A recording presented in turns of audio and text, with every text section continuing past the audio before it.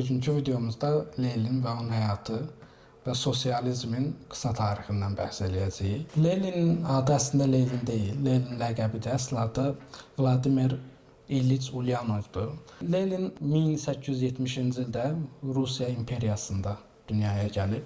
Əslində ailəsi, Leninin ailəsi bir aristokrat sinifinə mənsub olub. Atası o dövrdə Rus imperiyasının təhsil sahəsində o quberniyada yüksək vəzifəli işçisi olub. Atası bura idealist bir müəllim kimi fəaliyyət göstərib. Xalqla münasibəti, o dövrdə xalqla münasibəti çox yaxşı olub.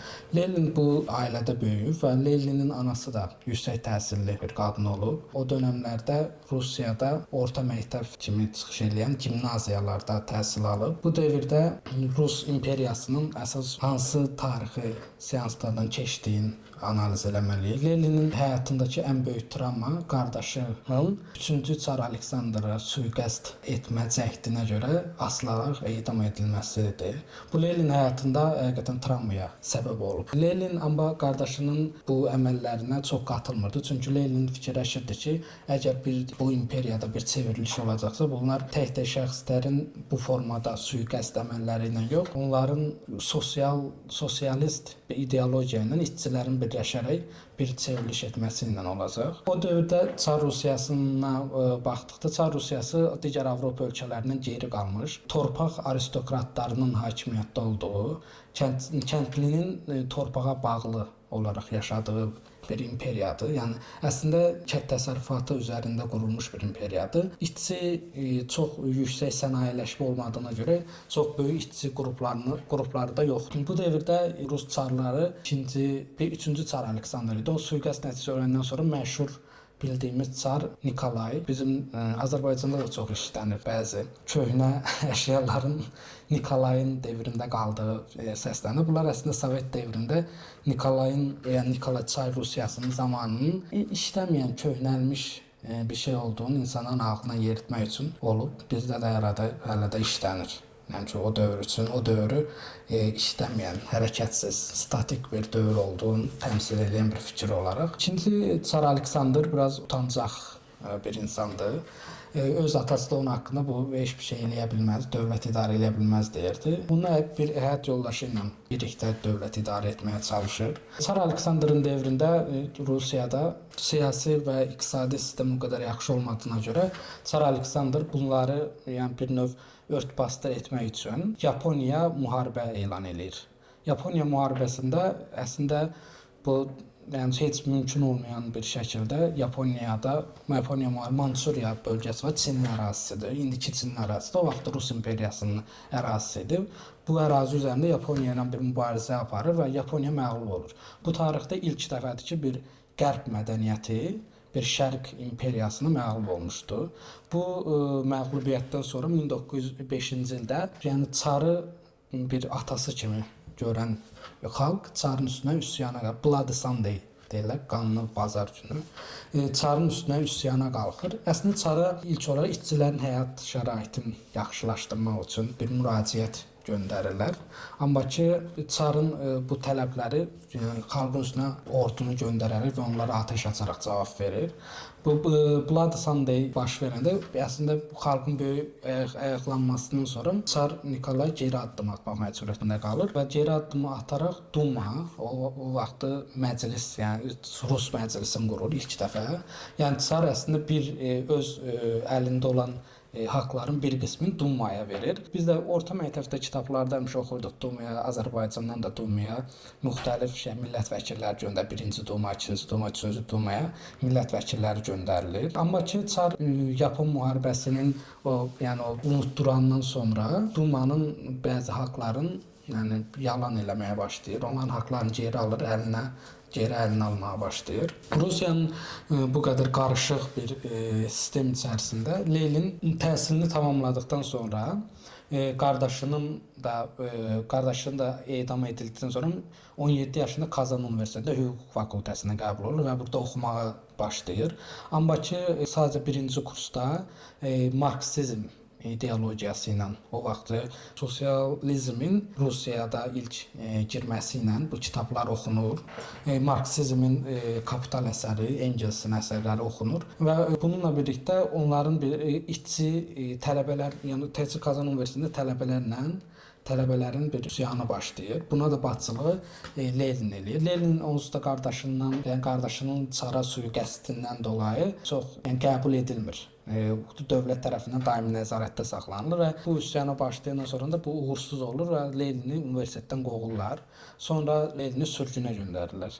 Sürgün vaxtlarında Lenin Marksist ideologiya ilə daha da dərindən tanış olur və əslində rusların o dönəm sosialist partiyası var. Bu Sosial Demokrat İşçi Partiyası, Rusiya Sosial Demokrat İşçi Partiyasıdır.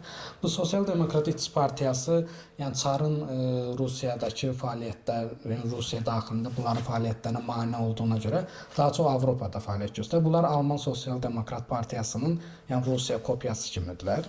Bunun əslində o vaxtı sosialistlər də bir çox hissəyə bölünüb və bu partiyanı da əslində Rusiya Sosial Demokrat İşçi Partiyasında Lenin iki hissəyə böləcək. Qəzetlərə yazı yazırlar. O qəzetlər də əl altından dağıdılır və Lenin buradakı fəaliyyətlərinə görə Sibirə sürgün edilir. Amma o vaxt yəni dövlətin bu şeyləri nəzarətdə saxlama qabiliyyəti çox zəifdir. Ona görə Sibirdə orada qaçır. Yəni zaten bu Rusiya SSR qurulma tarixinə çox yaxından baxsaq, daimi Stalini də, Lenini də Sibirə sürgün edirlər, bunlar oradan qaçırlar. Yəni orada nəzarət o qədər də ciddi bir nəzarət yoxdur. Burada Lenin buradan qaçdıqdan sonra artıq onun Avropa həyatı başladı və birini görəcək ki, Sovetlərin qurulma anına qədər Lenin daha çox Avropada bunu yazıları ilə idarə etməyə çalışacaq bu çevrilişi. Əslində Leninin Avropadakı fəaliyyətləri birinci Rusiya Sosial Demokrat İşçi Partiyasının birinci məclisində, bu məclisdə bölünmə baş verir. Bölünmə bolşeviklər və menşeviklər arasında olur. Bolşeviklər yəni tanış, bu Azərbaycanlılar üçün çox tanışdır. Yəni bolşevik partiya, bolşeviklərin sosializmi qurmağı və Sovet imperiyasının idarəsindən hamıya tanışdır. Menşeviklər isə daha çox o dönəmin çara qarşı bütün müxaliflərini bir arada birləşdirirdi. Yəni bunun içində liberallar, daha ılımlı sosialistlər də var idi. Bunlar daha çox həmişə çevrilişin daha qansız olmağın, yəni bu çevrilişin bütün hər kəsi əhatə eləməyini istəyir. Amma ki, bolşeviklər, yəni Leninin başçılıq elədiyi qrup daha çox tam bir partiyanın iyerarxik çevrilişindən bəhs edir. Bolşevik partiyasında əslində aşağıdan gələn, yəni işçilərin aşağıdan tələblərini yox, başdan professional çevrilişçilərin partiya üzərində tam hakimiyyətini və bu partiyanın bütün təyin etdiyi qərarların sözsüz yerinə yetirilməyini istəyir. Amma burada da əslində menşeviklər onların içində əslində liberallar etiraz edir ki, bu bir növ diktatoriyaya gətirib çıxardır. Parti içindəki bir diktatoriyaya gətirib çıxardır. Amma ki, yəni o günün reallıqlarını nəzərə aldıqda liberalların bu formada çara qarşı, yəni yumuşaq siyasət aparmağı, yəni çarın bunlara qarşı daha sərt tədbirlər görməyinə səbəb olur. Ona görə o dövrdə bolşeviklər burada daha üstünlük alır. Bolşevik də Ruscada çoxunluq deməkdir, yəni çoxluq deməkdir. Menşeviklər də azlıq deməkdir. Amma halbuki Lenin burada yəni biraz söz oyunu kimi eləmişdi. Çünki əslində o günkü partiyada bolşeviklər daha azlıqda idi. Menşeviklər daha çoxdur olmağına baxmayaraq, azınlıqda olan öz qrupuna bolşeviklər deyərək daha çoxunluqda olduğunu göstərməyə çalışır. Bu dövrdən sonra bolşeviklərin fəaliyyətləri daha da çoxalmağa başlayır. Bunlar qəzet çıxardılar. Ən çox Avropada qəzet çıxardıb əl altından Rusiyaya saldılar. Bunların Pravda deyə bir qəzet var. Yəni Ruscada doğruluq deməkdir. Pravda qəzetində yazılar yazılır. Lenin ümumiyyətcə inanılmaz yazı yazmaq, oxumaq çox verimli bir fəaliyyəti var. Bu yazı yazmaq sahəsində özünü Leninizm ideologiyasında yaradıb və o dövr üçün bolşevik partiyasının ən önəmli ideoloji əsası Leninin State and Revolution kitabından götürülür. State and Revolution, yəni dövlət və çevriliş deyə tərcümə olunur. Bu kitabda yəni dövlətin bir nöqtədə yoxa çıxacağını və o lokal sovetlərin artıq idarəni ələ alaraq bir növ utopik bir dövlətin olmadığı, hər kəsin müstəqil olaraq öz ərazisində idarələr qurduğu, yəni utopik bir xəyallı var bu kitabda. Bu da Çar Rusiyasına geri qayıdıb 1905-ci ildə Dumanı bütün haqların yalan etdikdən sonra Çarın Rusiyada bir növ belə stabillik dövrü, Rus imperiyasında stabillik dövrü başlayır. Amma bu Lenin çox narahat edir, çünki bir çevrilişin olmaq üçün daha ağır bir iqtisadi və sosial durum olmalıdır. Və bu durum 1914-cü ildə Birinci Dünya müharibəsinin başlamağı ilə həyata keçir.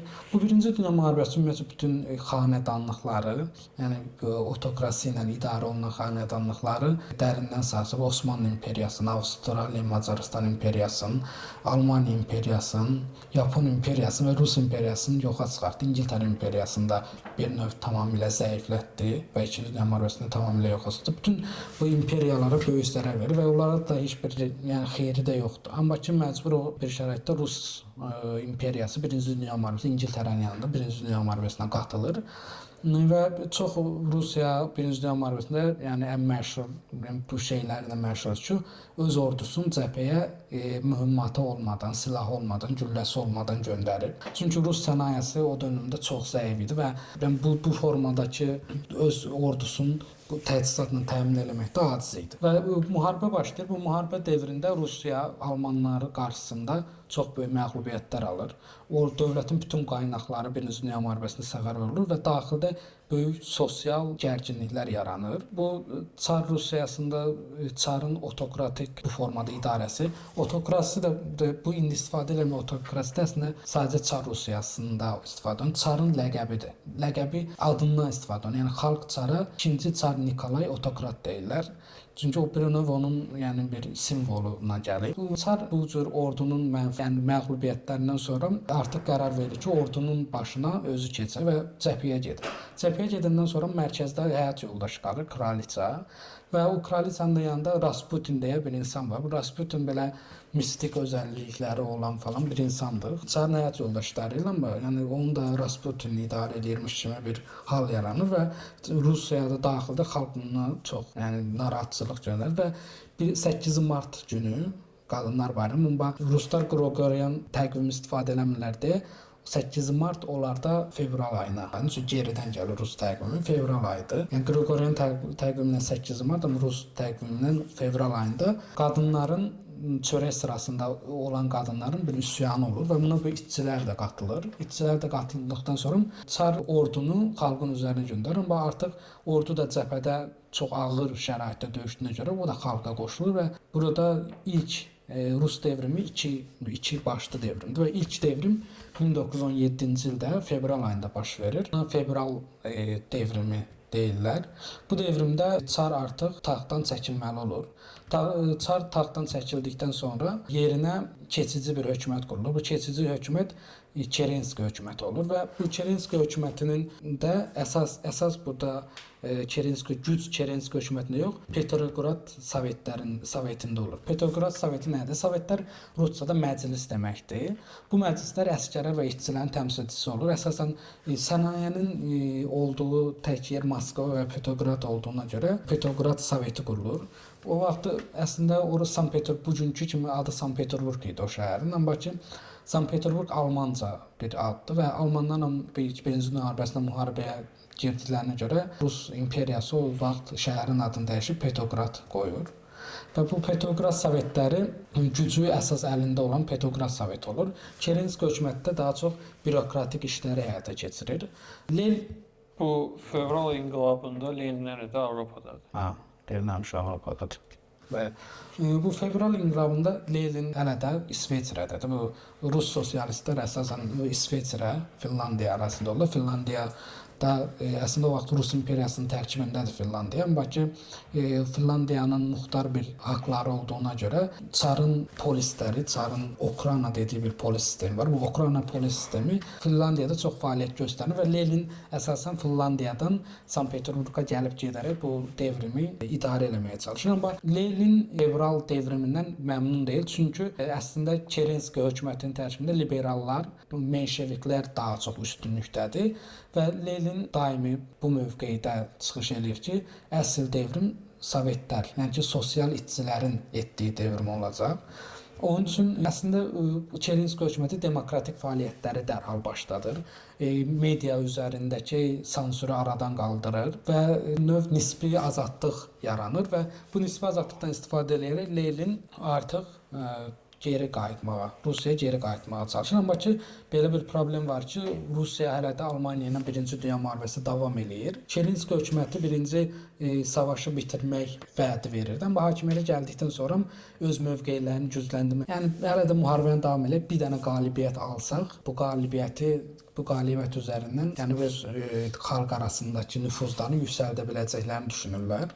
Almaniya bu durumdan çox narahatdır. Çünki Almaniya Birinci Dünya müharibəsində əsasən Fransa qərb cəbhəsinə fokus olmağa çalışır. Ona görə Lenini deyirlər ki, Lenin getsin, Rusiyaya getsin və oranı tamamilə sosialist bir çevrilişlə qarışdırsın. Lenin İsveçrə üzərindən Almaniyaya, Rusiyaya gedə bilmir, çünki Almaniya ərazisinə keçməlidir və almanlar icazə verirlər, xüsusi bir trenlə Lenin və dostlarını göndərirlər Rusiyaya.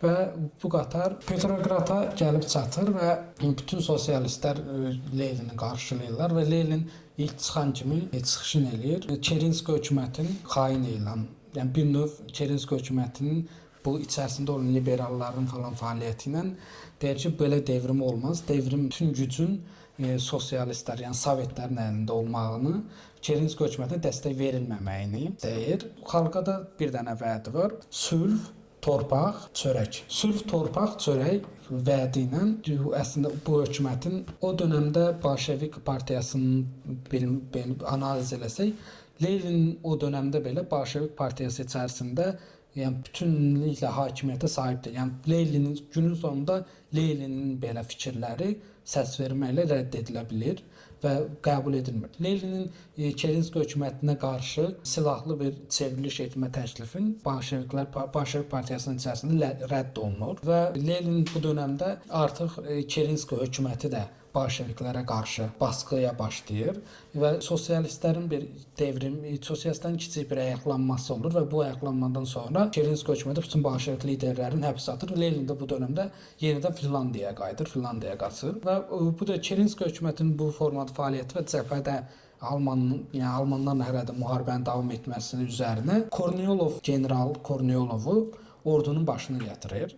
Bu general Korniyolov nə sosializmə inanan, nə marksizmə inanan bir insan deyil. Sadəcə praqmatik bir generaldır və general Korniyolov Kerenski hökumətinin də fəaliyyətindən məmnun olmayaraq Kerenski hökumətinin üzərinə gedir və Kerenski hökumətini devirməyə çalışır. Kerenski də bu devrilməkdən qorxaraq Sovetlərə gedir və Sovetlərdən Lev Trotskidən, o vaxtda Sovet Qızıl Mühafizlər Birliyinin başçısı Lev Trotski, Trotskidən kömək istəyir və bu dövrdə dəmir yolu işçiləri örgütlənərək Korniyolovun Peterburqa gəlməmək üçün dəmir yollarını sökürlər və Qızıl Mühafizlər Korniyolovla qarşısına çıxır. Korniyolovun ordusunun qarşısına çıxırlar və Korniyolov çevriliş eləməkdən geri durur və ordunun geri çəkir, dağılır. Yəni bundan sonra Kerenski hökumətinin tamamilə xalq arasındakı nüfuzu yoxa çıxır. Çünki özləri Sovetlərə sığınırlar deyə bütün xalq Sovetlərin tək güc olduğunu qəbul eləyir. Və Lenin bu dövrdə Finlandiyadadır. Finlandiyada öz yazıları ilə partiyanı idarə eləyir və bu artıq Lenin başa düşür ki, zamanı gəlib və daimi partiyaya baskı eləyir ki, Trotski əsasdakı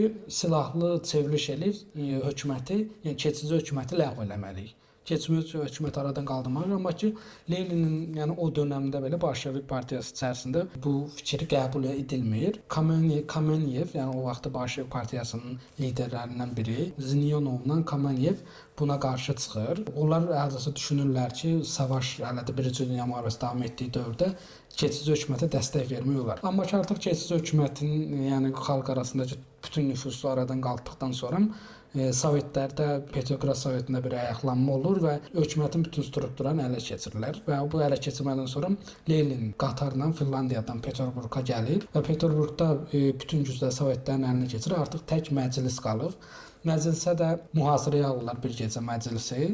Petrograd Sovetinin əsgərləri, yəni Lev Trotskinin Krasni Qvardiya Petrograd Sovetinin əsgərləri ilə birlikdə o örgütlü məclisi mühasirəyə alırlar və içəriyə girirlər. İçəriyə girib Kerenski hökumətinin nazirləri falan həbs edirlər. Bu prosesdən hamısı çox qansız olur. Çünki qarşı tərəf, yəni Kerenski hökumətinin heç bir ordusu, əsgəri olmadığına görə qansız formada çevriliş baş verir. Bu çevriliş yenə Qrigoryan təqvimi ilə noyabr ayında, amma Rus təqvimi ilə oktyabr ayında olur və bunu oktyabr çevrilişi olurlar və Sovetlərin əsas qurulma tarixi oktyabr dövründən sonrakı tarix hesab olunur. Və bundan sonra Lenin gəlir və işçi komitələri qurulur. İşçi komitələrinin başında, partiyanın başında Lenin olur və Leninin 3 dənə əsas vədi var. Birinci Dünya müharibəsi ilə çıxılacaq.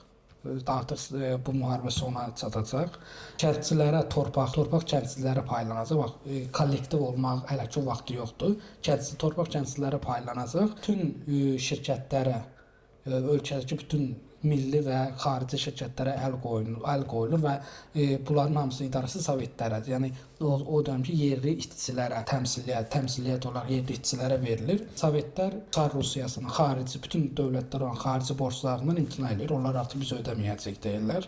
Bu formada ilk proses olaraq Leninin üzərindəki ən böyük məsuliyyət Birinci Dünya müharibəsində çıxmaq. Amma Birinci Dünya almanlar da bunu bildiklərinə görə çox ağır şərtlər irəli sürürlər. O vaxt Rusiya imperiyasının sərhədlərini nəzərə alsaq, Rusiya imperiyasının sərhədləri daxilində Latviya, bugünkü ərazilər, Latviya, Litva, Estoniya, Finlandiya, Belarus, Ukrayna və bugünkü Polşa ərazilərinin bir hissəsi Rusiya imperiyasının tərəfində və Almaniya bunların hamısını istəyir.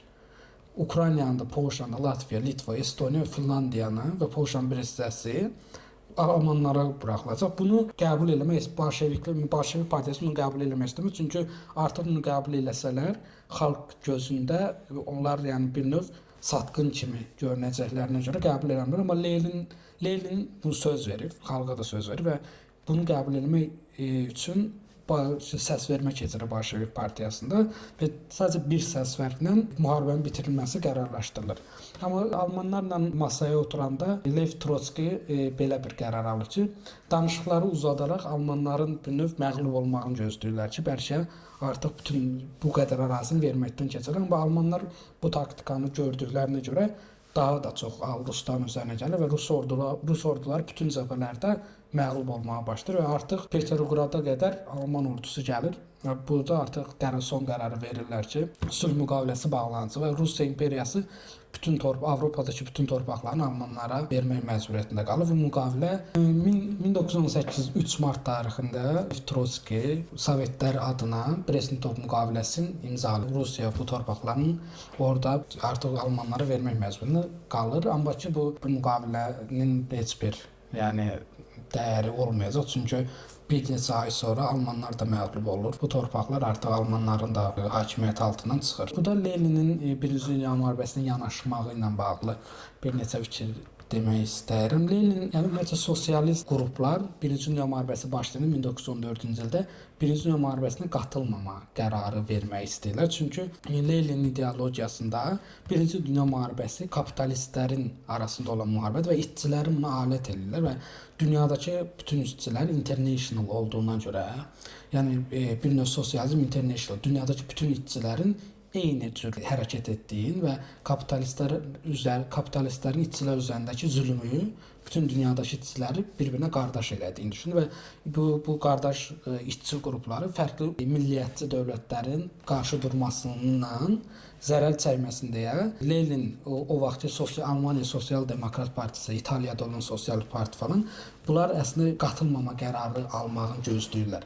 Amma halbuki Lenin burada da yəni ki Leninin fikirləri əslində yəni bir növ tənəzzül eləyir. Çünki Alman Sosial Demokrat Partisi Almaniya hökumətinin yanında dəstək verir və Birinci Dünya müharibəsinə qatılırlar. Eyni formada İtaliyada buna dəstək verir və qatılırlar. Burada Lenin bu müqaviləni imzalayanda da əsas düşüncəsi budur ki, ən böyük, ən önəmli şey, yəni bu devrim Almanların hücumu nəticəsində məğlub olub, yox tarix səhifəsində silinməsin. Əsas məqsəd biz bu çevrilişi qoruyaq, sosialist çevrilişi qoruyaq.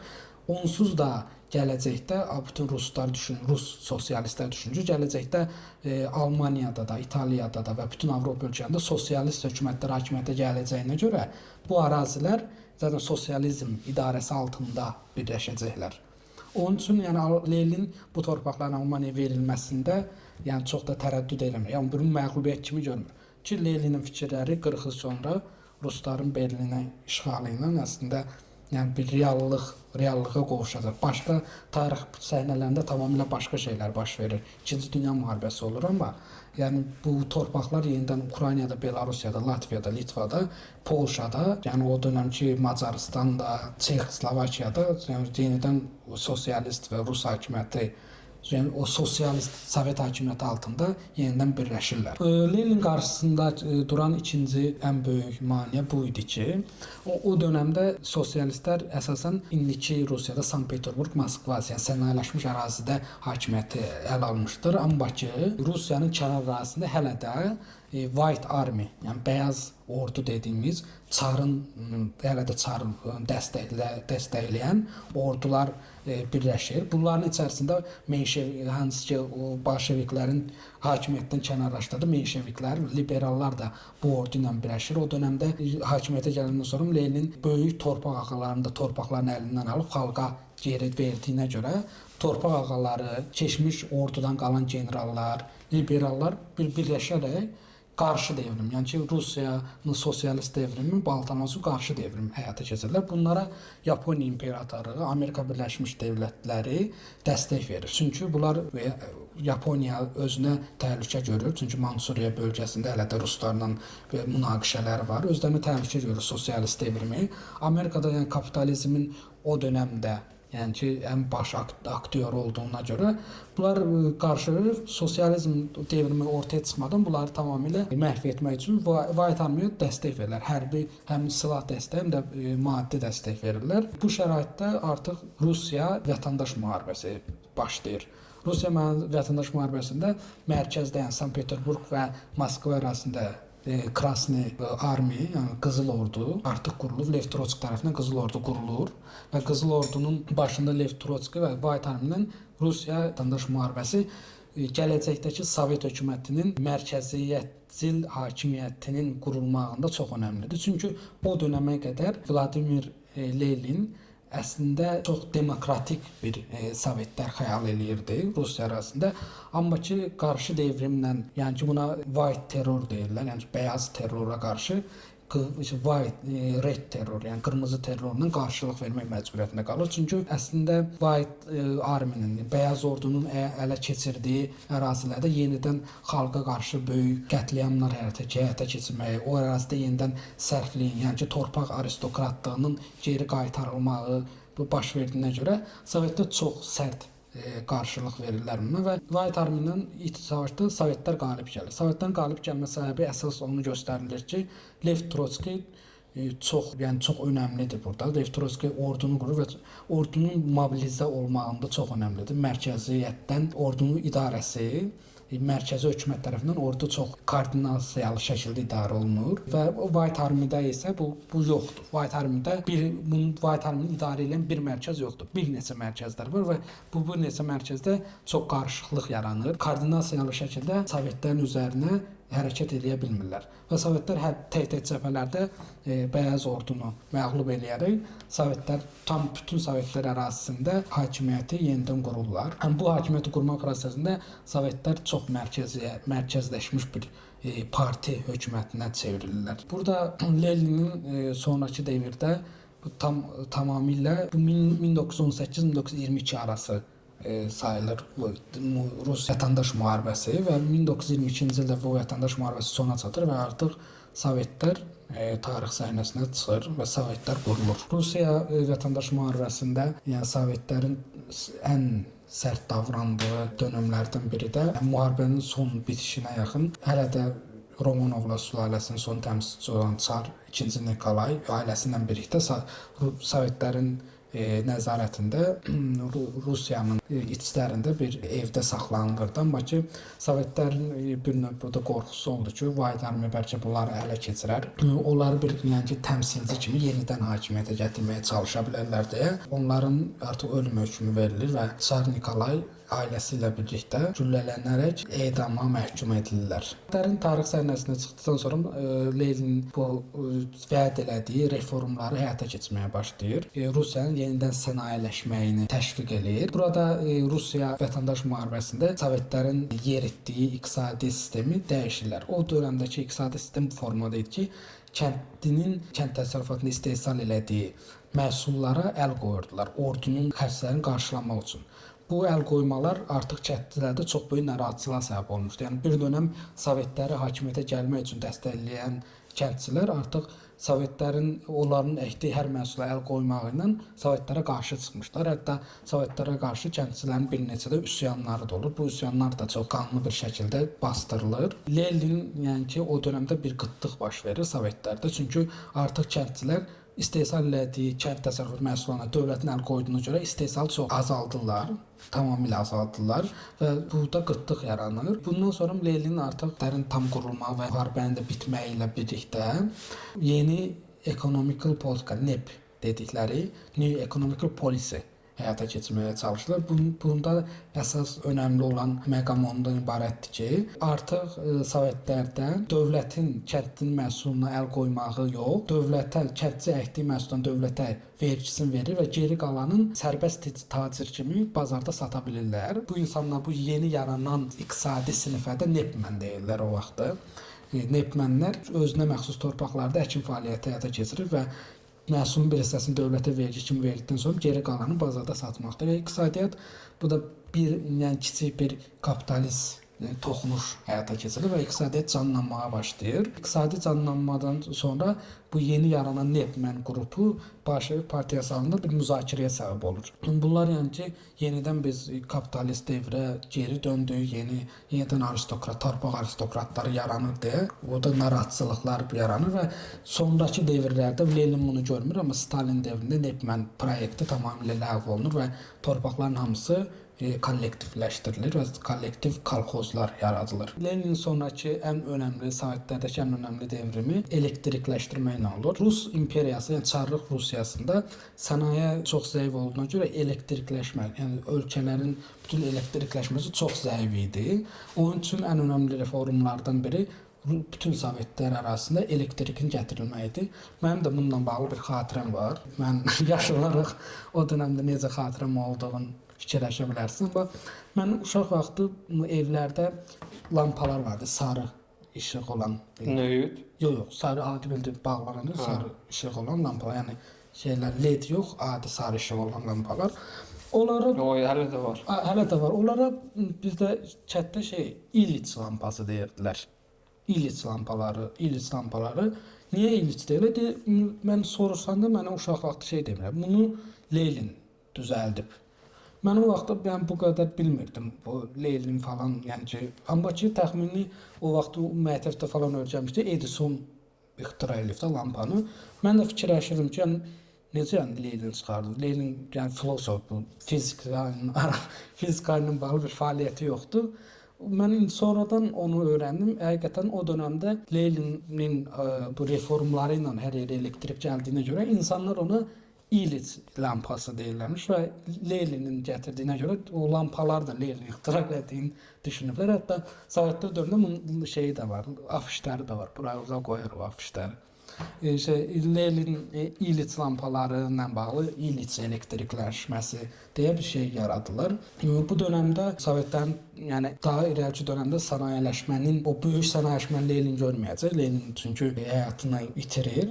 Daha Leninin başladığı reformların xeyrin, yəni ki, onun qaymağın əslində Stalin yeyir. Artıq son dönəmə gəldikcə Leninin sağlamlığı get-gedə pisləşməyə başlayır. Bunun səbəbi Lenin daha öncə 1918-ci ildə bir sui-qəsdə məruz qalır. Bolşevik partiyasının üzvü olan bir qadın Lenin bir mitinqdə çıxışı zamanı 2 dənə atəş açaraq 2 yerindən, boynundan və çiyin hissəsindən yaralayır. Bu dövrdə Lenin əməliyyat olunur və sadəcə bədəninə girən güllələrin bir hissəsi bədəndən çıxarıla bilmir. Sonrakı dövrlərdə bu beyninə xəsar verdiyinə görə 2 dəfə insult keçirir və bu dövrdə Lenin artıq partiyanın idarəsindən də get-gedə uzaqlaşır. O dövrdə partiya idarəsini Stalin həyata keçirir. Testament qələm alır. Burada bütün sosialist liderləri dəyərləndirir. Burada Stalin haqqında, Trotski haqqında, Kamenev və Zinoviev haqqında da fikirlərini səsləndirir.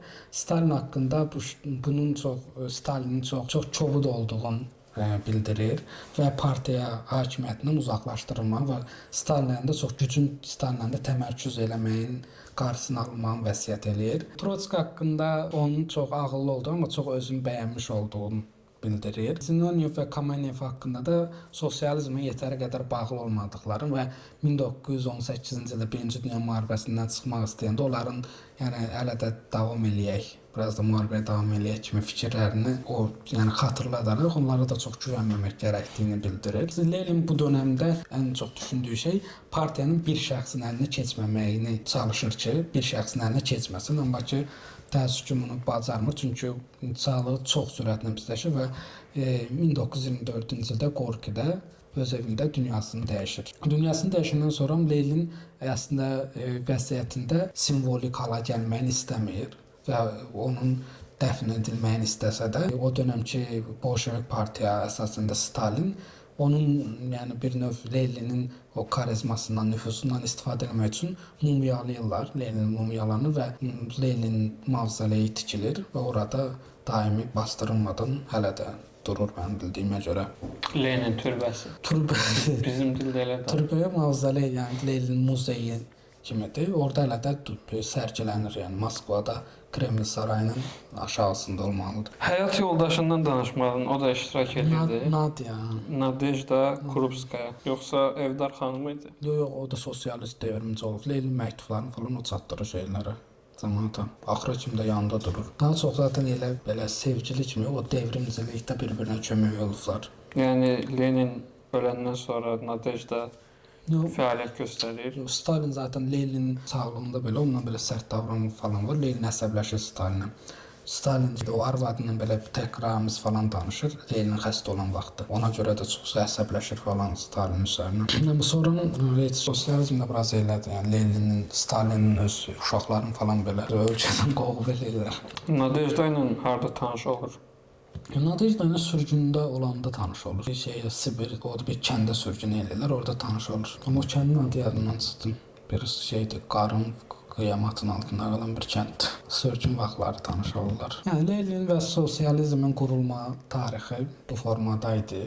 Yəni Lenin philosopher king deyə bilərik məncə Lenin üçün. Çünki həm ideologiyası, Leninizm ideologiyası ilə və o dönəmki o cür şəraitdə belə sosialist hakimiyyəti qura bilmə bacarığı çox önəmlidir. Yəni indi mən burada bütün hekayəni danışanda sanki Lenin o dönəmdə hər kəs tərəfindən qəbul edilən bir insanmış kimi görünür, amma ki Rusiyaya, o dönəmki Rusiyaya baxsaq, 1917-ci ildə belə Lenin və bolşeviklər burada bu dövləti quracaqlar deməzsən. Yəni 1918-ci ildə belə olmur. Yəni ki o dönəmki Rusiya bir çox sosialist aktyorun ortaya çıxdığı, sadəcə onların içərisində Leninin sosialist hakimiyyəti qura bildiyinə görə Lenin dünyanın ən önəmli tarixi şəxsiyyətlər arasına girə bilib. Yəni ki bunu bu formada oxumaq lazımdır ki, o dövrdə sosialist Karl Marx'ın Həyatın İnternetten sonra sosialist ideologiyanın bütün Avropaya, təkcə Rusiyaya, bütün Avropaya yayılmasına baxmayaraq və Karl Marx'ın da dediyi kimi sadəcə sənayeləşmiş ölkələrdə sosialist çevrilişlər olmağına inanmağına baxmayaraq, bu ideologiyanın sadəcə Rusiyada hakimiyyətə gəlməyinin tək səbəbi Leninin tək partiya tərəfindən idarə olunan sosializm ideologiyası hakimiyyətə gəldi. Yəni Avropa ölkələrindəki Alman sosial-demokratları da, İtaliyadakı sosialistlər də heç vaxt hakimiyyətə gələ bilmədi. Zaten Avropadakı sosialistlər də Lenini sonradan bəyənməməyə başladılar. Çünki onun o hakimiyyətə gələrkən fəaliyyətlərini bir növ yəni ki, tiranlıq, diktatura ya yaxın tək adam idarəsinə yaxın olan fəaliyyətlərin bir növ yəni sosializm ideologiyası Avropadakı sosializm axımı heç vaxt qəbul edə bilmədi. Amma nəzərə almaq lazımdır ki, dünyadakı tək sosialist dövlətdə Lenin qurdu. İlk və tək deyə bilərik. Yəni, dünyada digər qurulan sosialist dövlətlər əslində Sovetlərin dəstəyi ilə quruldu. O dövrdə zaten Leninin xarici siyasətində də ən önəmli uğuru bundan ibarət idi ki, Lenin deyirdi ki, yəni biz burada bir sosialist dövlət qurduq. Amma ki, Lenin dünyanın ümumi xaricisi, dünyanın siyasətinə baxanda o sosialist hökumətin yaşaya bilməyi üçün tək şans nə idi? O sosializmin başqa ölkələrə də sıçramağı və digər ölkələrdə sosialist müttəfiqlər olmağı idi. Çünki sadəcə Rusiyada olan sosialist dövlətlər ətrafı bütün kapitalist ölkələrə çevrili olduğuna görə bir nöqtədə iflas edəcəyini düşünürdü. Ona görə zaten Communist International-ı qurdular və bu Communist International-ın tək vəzifəsi sosializmi digər ölkələrə də ixrac eləmək idi. Və bu ixrac əslində Leninin sağlığında həyata keçirildi. Yəni ki, Almaniyadakı sosial-demokratlar da, İtaliyadakı sosialistlər də, hətta sonradan Amerikada da ortaya çıxan bəzi sosialist qruplar da o ölkələri öz dövlətlərinə, Sovetlərə yetər qədər baskı etməmək üçün daxili siyasəti bir növ idarə edirdilər. Buna görə də Leninin o dönəm xarici, o Sovetlər adına həyata keçirdiyi xarici siyasətdə çox uğurlu olmuşdu. Bəs səncə Lenin həqiqətən işçi lideri idi, yoxsa intellektual bir elit idi o da? Yəni ki, ailəsi etibarilə yəni çox elit deyildi. Çünki o dövrdə torpaq aristokratı deyildi onun ailəsi. Yəni dövlət məmurluğundan gəlirdi. Amma ki, Lenin professional devrimci idi deyə bilərik. Çünki Lenin bugünkü liderlərdə baxmayıb, o dönəm liderlərdə görürük ki, yəni Lenin həyatını burada incələdi. Lenin 17 yaşından sadəcə o devrimi həyata keçirmək üçün həyat. Yəni Lenin həyatda başqa heç bir şeyə odaqlanmadan sadəcə o devrimi həyata keçirməyə fokus olan və zaten Lenin ideologiyasında da menşeviklərdən fərqli, ən önəmli fərqi sadəcə professional devrimcilər, yəni professional çevriliş edə biləcək insanların o işçilərə də o bilinci qazandırmaq, o təsir, yəni devrimci bilinci qazandırmağı həyata keçirmişdi. Ona görə də yəni bir növ işçi lideri yox, professional devrimci deyə bilərik Lenin üçün. Çünki o insan yəni elit də deyildi və həyatda da özü ilə heç bir şey aparmadı. Yəni bütün həyatın o Sovetləri qurmağa və o Rus xalq, təkcə Rus xalqının yox, Rus imperiyasında yaşayan bütün xalqların azadlığa çıxmağını, o Rusiya çarlığının tiranlığı altından çıxıb və azadlığa çıxmağa kömək elədi. Onsuz da ki, Leninin ən böyük orada fikirlərindən biri digər, yəni Rusiya imperiyasının tərkibində olan, yəni o cür Azərbaycanda, Ermənistanda, Gürcüstanda, Latviyalılarda, Belaruslar da, Orta Asiyadakı ölkəli xalqların da ölkələrinə bir Rus şovinizmi, yəni Rusiya ideologiyası, rusçuluqla baskı edilməməyi idi ki, həqiqətən də belə oldu. Yəni bu gün o ölkələrin heç birinə baxanda o ölkənin heç birində ruslaşma deyə bir şey yoxdur. Həmin ölkələr, yəni Azərbaycanda da, Ermənistanda da, Orta Asiya ölkələrində də ruslaşma deyə bir, yəni neçə illər həm Rus imperiyasının, həm də Sovetlərin hakimiyyəti altında qalsalar da, orada bir ruslaşma baskısı olan mədəniyyətləri hələ də davam edir. Yəni bu bir növ onların Leninin ideologiyası ki, o ölkələrə, o xalqlara Rus şovinizmindən baskı etməyəcək. Yəni burada həm də ki, ən önəmli şeylərdən biri Sovetlərin yəni bir ateist dövlət olmağı idi. Sovet hakimiyyəti kilsəyə də heç bir dinin dövlət idarəçiliyində fəaliyyətinin icazə vermirdi və o dövrdə kilsə hətta kilsələri belə bağlamış, kilsələr belə dağıtmışdılar, bağlamışdılar. Tamamilə dindən uzaqlaşmış, sadəcə işçilərin hakimiyyəti altında olan işçilərin idarə etdiyi bir dövlət qurmaq xəyalı var idi. Amma yəni burada sonrakı dönəmdəki Sovetləri incələsək, təbii ki, Leninin xəyal elədiyi şey olmadı.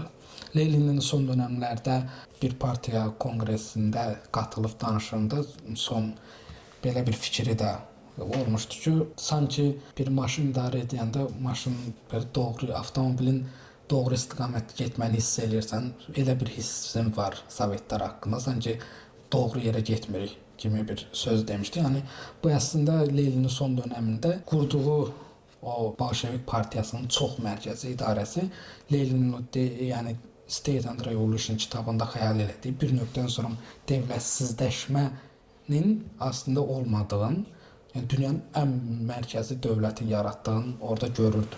Onun o baxımdan, yəni o düşüncələri ilə həyata keçirdiyi şeylərin bir növ əks olduğu bəzi yerlər də var Lenin üçün. Formada Lenin çəlişkiləri ilə birlikdə ən böyük devrimi həyata keçirmiş şəxsdir. Bəs hansı devrimləri həyata keçirənmədi, nələr qaldı ürəyində? Lenin əslində Sovetlərin sənayeləşməyin başladan, amma ki, həyatını tez itirdiyinə görə o sənayeləşməyin nəticələrini görmədi. Yəni o sənayeləşmənin, Sovet sənayeləşməyin nə nöqtəyə gəldiyini görmədi. Hər halda Lenin sadəcə kənd təsərrüfatı fəaliyyəti ilə məşğul ola bilən imperiyanın sadəcə 30-35 il sonra 2-ci Dünya müharibəsində qalib çıxıb kosmosa adam göndərəcək qədər yüksək texnoloji səviyyəyə çatmağını görə bilsə, qurduğu dövlətin bəlkə də bir nöqtədən sonra bu cür yüksək texnologiyaya çata biləcəyini görməyi, yəni hər halda onun üçün, yəni ən azından o revolutionların qurduğu sosializm ideologiyasının bir nöqtəyə gəldiyini görmək istəyərdim. Amma təbii ki, ömrü çatmadı bunları görməyə. Bir sualım var. Mən onu başa düşmək istəyirəm ki, Leninin bəzi xalq üçün dediyi sloqanlar var. Bəzən də özünü işçi demokratı kimi göstərdiyini ya da dediyi haqqında bəzi şeylər var da. Amma nə qədər demokrat sayıla bilər ki? Lenin üçün ən böyük, yəni digər sosialistlərin ən böyük eleştirisi ki, Lenin sosializmi həyata keçirərkən demokratik fəaliyyətlərdə imtina elədi. Daha çox diktaturaya və tək adama yaxın şeylər elədi. Amma ki, Rus imperiyasında bunu eləmək, yəni Rus imperiyası kimi qarışıq bir imperiyada bu devrimi eləməyin tək yolu hər halda bəzi insanları öldürməkdən keçirsə, yəni başqa bir şans olmuyor. Ki, digər Avropa ölkələrində sən dediyin kimi demokratik yolları yoxladılar. Məsələn, Almaniya sosial-demokratları. Amma nəticədə hakimiyyətə Hitler gəldi. Ki, o da yəni bu tək adam ideologiyasını həyata keçirdi.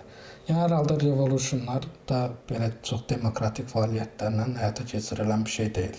Çünki nəticədə qarşında olan qrupların haqlarını əlindən alırsan. Torpaq aristokratının torpağını əlindən alırsansa, hər halda demokratik yollarla istəyə bilməzsən də bunu. Torpaq aristokratını öldürmərək məcburiyyətində qalırsan. İndi bu rubrikada portretlər. İndi burada yəqin aşağı yuxarı 10-15 tarixi şəxsiyyətdən danışasan. İndi Lenin tarixdə iz qoymuş 15 şəxsiyyət arasında neçənci olarsan? 10-luğa girər. Mən əslində bunu düşündüm. Yəni buradakı gələcəkdə də danışacağım liderlər arasında. Yəni birinci yerdə olduğunu deyə bilərəm, amma birinci yerdə başqa bir şəxslə yarışır birinci yerdə. O da Napolyon Bonaparte. Napolyonla Lenin arasında qaldım birinci yerdə, amma mən sosializm ideologiyasına daha yaxın olduğuma görə və dünyadakı yeganə bir devrimdir ki, sosializm devrimi. Bu devrimdə devrimi həyata keçirən dövlət qrupu arxasında zənginləri, o dönəmin aristokratlarını almadan onların qarşısında olaraq bunu həyata keçirir və bu dünyada yeganə bir, bu formada olan yeganə devrimdir. Yəni ki, dünyadakı bütün çevrilişlərə baxa bilərsiniz. Bütün çevrilişlərdə bir qism zənginlərin o dönəmki fəaliyyəti bəlkə də kəsilib, o dönəm o zənginlər qətlə yetirilib, amma ki, qarşılığında o dövlət başqa zənginləri, öz zənginlərini yaradıb. Yəni başqa kapitalistləri, başqa xalq üstündə tiranlıq edən qrupları yaradıblar. Amma dünyada yeganə devrim Leninin həyata keçirdiyi sosialist devrimdir ki, heç bir zaman öz zənginlərini yaratmadı. Bugünkü videomuz da burada tamamlanır. Əgər videoların davamını istəyirsinizsə, kanalımıza abunə olub, videonu bəyənib, fikirlərini şərh bölməsində yaza bilərsiniz. İşte qurtardı da.